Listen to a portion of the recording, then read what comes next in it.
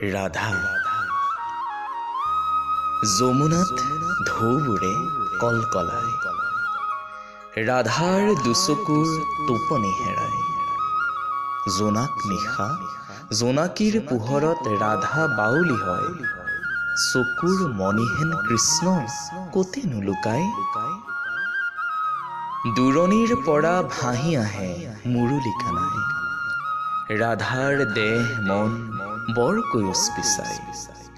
কাষত কলহ লৈ ৰাধাই খোজ পেলায়, যমুনা উজাই সিপাৰত কানাই মুৰুলি বজায়। আকাশত জোন ডাৱৰত তৰা, কৰবাৰ পৰা কেতেকীয়ে বিনাই। ৰাধাৰ বুকুত প্ৰণয়ৰ এখনি নৈ উজাই আৰু ভটিয়াই।